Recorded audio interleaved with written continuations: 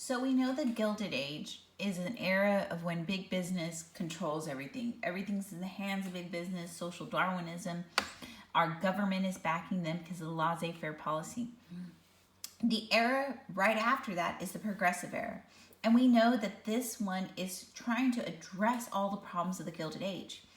And a lot of the philosophies we're looking at are the conservatives. We know these are the people that they want to maintain status quo. They want to maintain laissez-faire. They believe in social Darwinism.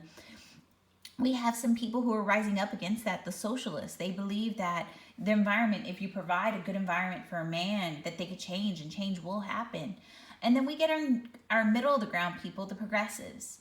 And these are the people who are being squished by the Gilded Age, the middle class. They basically believe man's good and you can make life better for them and things will prosper.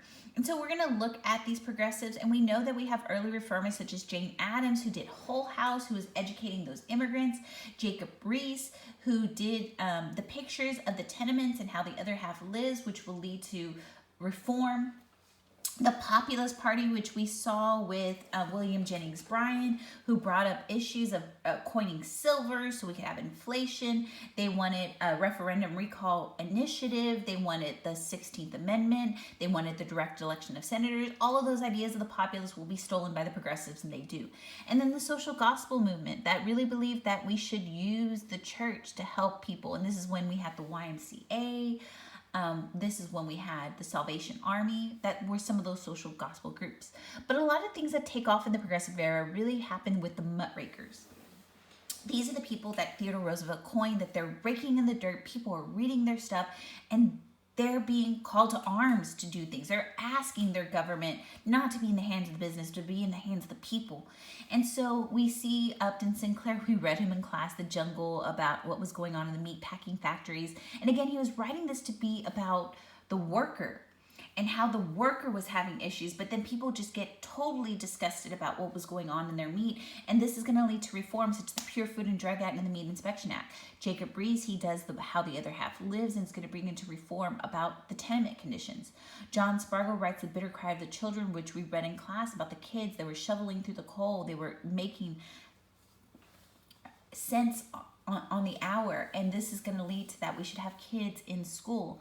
Lincoln Stem Fine is going to look at the shame of the cities and how the municipalities and the political machines are tied together. And then Ida Tarbell takes on Standard Oil and Rockefeller and talks about his practices about coming into cities and rolling down prices so that the other competitors could not survive, and then buying his competition. So a lot of this is going to stem at the local level, initiative that people could initiate a law, referendum, that the law should be referred to the people to vote on, and recall that they can remove corrupt officials. We know that a lot of people, such as the political machines and factory bosses, were controlling the way that their people voted. And so the Australian ballot will come out and giving the right to the people to be able to put who they want into office and not to be sold. The primary elections is going to allow for the political party to be able to choose who they want as their candidate. Women's suffrage is going to be another issue, and a lot of it will happen at the state level and local level out west. We're going to see, because of the corruption of the political machines, that the city commissioner and city manager systems come in to be able to govern. And we actually see that in Galveston after Hurricane Isaac. Temperance, the whole idea that we should not drink, and prohibition, the removal of it. The settlement houses to help those who are in need, and workmen's compensation. So what we're going to look at is what occurs in these administrations to see Roosevelt, Taft, and Wilson as progressives. And again, Roosevelt is going to set the stage, and he's going to be a trust buster. He believes that we should take them down. And we had always been in the hands of business, and Roosevelt really believes there needs to be a square deal for Americans, for businesses, for the capital, for consumers, and for the workers.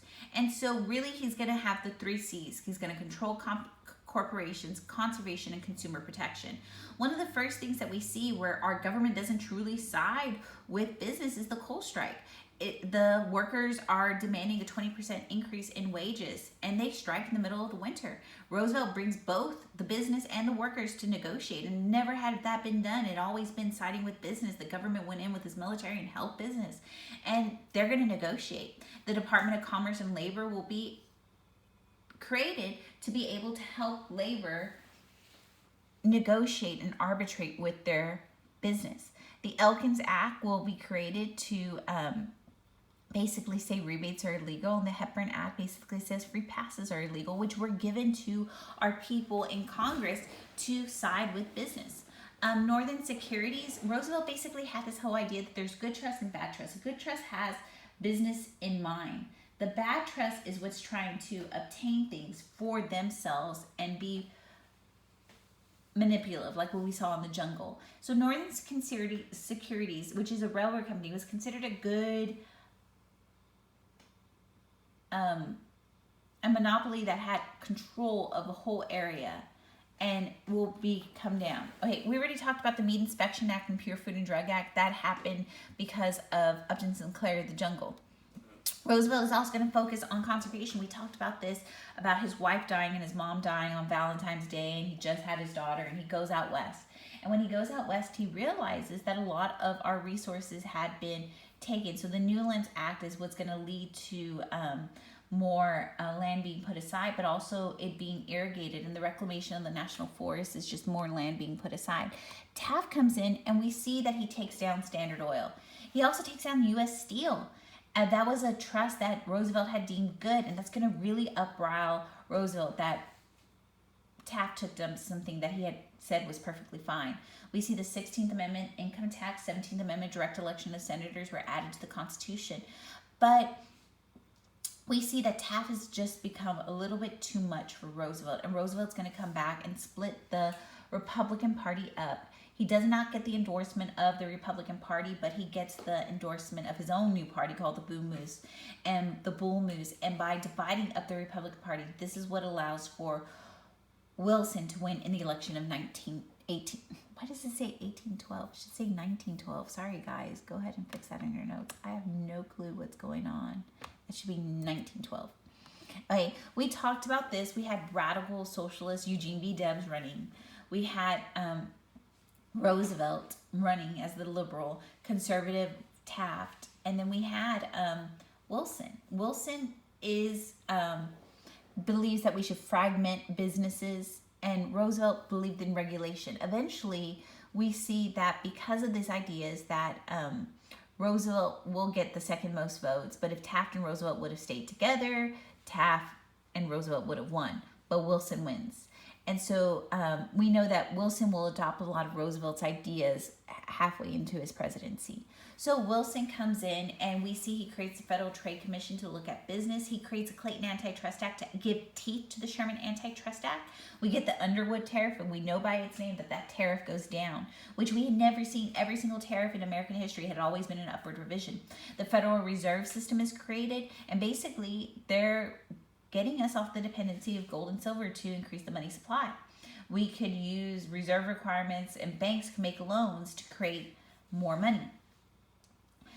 We're going to see that things that he did do, he did get treatment, the Lafayette Simmons Act, decent treatment for sailors, workmen's compensation for federal employees, child labor laws for anything involved in interstate commerce, an 8-hour workday for the railroad workers, and the 18th Amendment, which is prohibition and women's suffrage.